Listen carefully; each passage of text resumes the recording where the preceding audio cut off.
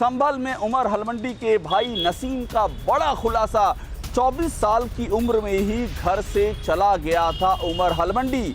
उसकी असलियत जानने के बाद उससे संपर्क नहीं किया, ये कहना है उमर हलमंडी के भाई का। पुलिस के दावे में कुछ न कुछ सच्चाई जरूर होगी, ये कहा है नसीम ने। साल 1998 1999 में ही घर से चला गया था हलमंडी।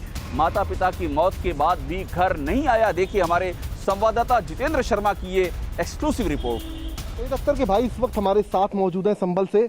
सबसे पहला सवाल मैं आपसे जानना चाहूँगा, कब वो घर से गया, कब से आप उनके संपर्क में नहीं हैं? सर वो सन 98 या 99 में चले गए। एग्जैक्ट तो मुझे याद नहीं कब गए, मैं छोटा था जब 13-14 साल का था जब वो गए थे। बरन 98-99 से वो चले गए यहाँ से, फिर कभी लौट के वो इधर नहीं आए। ना हमसे उन्होंने कभी कोई संपर्क करा, ना हमने करा संपर्क। एटीएस ने जांच में ये पाया है कि जो सैयद अख्तर है दरअसल वही अलकायदा के लिए पाकिस्तान में बैठकर रिक्रूटमेंट कर रहे हैं हिंदुस्तान में।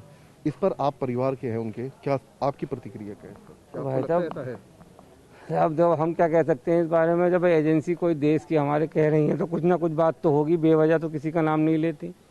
जब कह रही हैं तो कुछ ना कुछ तो बात में दम है, तभी तो कह रही हैं। ऐसे तो किसी का भी नाम नहीं लेती। और वो क्या जानती है कौन सैयद अख्तर कौन, जब कुछ ना कुछ तो होगा तभी कहा है उन्होंने। इस बीच आप लोगों ने कोशिश की उनको तलाशने की? ना हमने साहब तो कोशिश नहीं करी। हमें जो है एजेंसियों के थ्रू ये पता चला था कि हाँ आपका भाई गलत एक्टिविटी में लिप्त है। जब तक वो यहाँ थे कभी उनकी एक्टिविटी वगैरह से आप लोगों को कुछ एहसास हुआ कि वो आने वाले वक्त में कुछ ऐसा हो सकता है या कुछ ऐसे गलत लोगों के संपर्क में? नहीं, ऐसी कोई बात नहीं थी। वो बहुत कम बोलने वाला, शांत और वैसा थोड़ा गुस्सैलू टाइप का आदमी था। वैसे हमें कोई बात लगी नहीं। और सही बात, हम छोटे भी बहुत थे, ऐसी कोई हमें बात तो नजर आई। कुछ परिवार में माता पिता ने बताया होगा? नहीं, दोनों माता पिता तो उसके गम में चले गए साहब। दोनों की डेथ हो गई, शुगर में उसकी टेंशन में रहे 20 साल। दोनों की डेथ हो गई। मदर की अभी 4 महीने पहले डेथ हुई है, फादर की 4 साल पहले डेथ हुई थी। हमारा कोई कांटेक्ट नहीं है, ना संपर्क है, ना वो हम कोई संपर्क होता तो अब्बा बुआ के मरे में आता, उसके कोई कुछ नहीं। अच्छा, जिस वक्त वो घर छोड़ कर गया उस वक्त एज कितनी थी और कितने पढ़े लिखे थे उस वक्त? वैसे वो तो मौलवियत पड़ा हुआ था और एज ऐसी होगी उस वक्त मेरे ख्याल से 24 साल या 25 साल के आसपास रही होगी। तो ग्राउंड जीरो से ये देख रहे थे आप हमारे संवाददाता जितेंद्र शर्मा की एक्सक्लूसिव रिपोर्ट। जितेंद्र हमारे साथ जुड़े हुए हैं। जितेंद्र, आप संभल में मौजूद हैं। आपने इस पूरे मामले पर बहुत ही सिलसिलेवार रिपोर्टिंग की है। अच्छी आपको गहन जानकारी, आपके अपने सोर्सेज भी हैं। लगातार आप इस सिलसिले में खबरें ब्रेक करते आए हैं। मैं समझना ये चाहूँगा कि ये जो नेटवर्क है, इंडियन कनेक्शन है, उमर हलमंडी की मैं बात कर रहा हूँ, जो उसका फ़िलहाल जो मुखिया है अलकायदा का इंडियन मॉड्यूल का, ये नेटवर्क आज की तारीख में कितना भारत में फैल चुका है और क्या पूरा मॉडस ऑपरेंडी है इनका? जितेंद्र। बिल्कुल, देखिए अभिषेक जी, अब से कुछ दिन पहले जब एटीएस को इस बारे में जानकारी मिली थी तो एटीएस ने सबसे पहले टारगेट पर था काकोरी इलाका, वहां से 2 लोगों की गिरफ्तारी की गई। लेकिन आज ही पता चला है कि संभल में भी एटीएस की टीम पहुंची, यहां से 2 लोगों को डिटेन किया गया जिनसे लगातार क्वेश्चनिंग की जा रही है।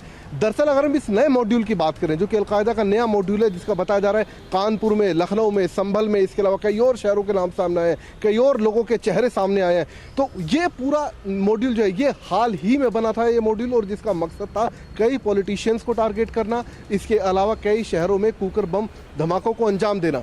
लिहाजा इसकी जानकारी समय रहते एटीएस को मिली, जिसके बाद एटीएस ने 2 लोगों की गिरफ्तारी कर ली और तकरीबन 4 लोग अभी भी एटीएस की हिरासत में मौजूद हैं। 12 से ज़्यादा लोगों से पूछताछ चल रही है।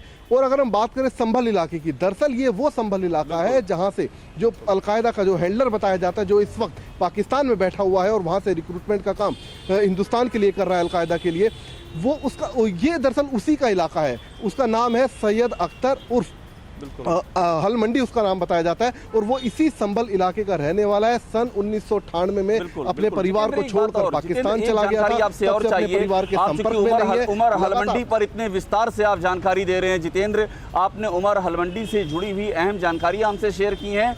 इसीलिए मैं आपसे चाहता हूं ये जानना कि आज की तारीख में आपके सोर्सेज क्या कहते हैं, इनके जो स्लीपर सेल हैं, इनके जो ओवरग्राउंड वर्कर हैं, उनका यूपी की मैं बात कर रहा हूं, यूपी सेंट्रिक क्या क्या जानकारी निकल करके अभी सामने आ रही है, नेटवर्क उनका कहां कहां तक फैला हुआ है और किस तरह की वारदातों की फिराक में है ये सिंडिकेट? जितेंद्र। जी बिल्कुल, देखिए कई जगह के नक्शे इनके पास से मिलना, बड़ी मात्रा में विस्फोटक मिलना, कुकर बम मिलना, पिस्टल बरामद होना, और इसके अलावा जांच के दौरान एक बात और साफ हो चुकी है कि ये जो पूरा मॉड्यूल है ये 5-6 लोगों तक ही नहीं था, ये मॉड्यूल बल्कि कुछ और लोगों तक भी जुड़ा है। तकरीबन बताया जाता है 20 से ज्यादा लोग हैं इस मॉड्यूल के अंदर, और जिनकी धरपकड़ के लिए लगातार अलग अलग जगहों पर छापेमारी चल रही है। हालांकि एटीएस अभी इस बात को गुप्त रखे हुए, उनका कहना है कि ऑपरेशन कहीं खराब ना हो, तो लिहाजा मीडिया से कोई जानकारी अभी शेयर नहीं की जा रही है। लेकिन अभी भी 6 से ज्यादा ऐसे शहर हैं उत्तर प्रदेश के जहां लगातार एटीएस की टीम अन्य जांच एजेंसियों के साथ मिलकर तफ्तीश में जुटी हुई है। कई और लोगों की पहचान हुई है जिनको जल्द अगले 24 घंटे में हिरासत में लिया जाएगा, उनसे भी पूछताछ की जाएगी। अड़ी सोमवार से शुक्रवार शाम 6 बजे सिर्फ TV9 भारतवर्ष पर।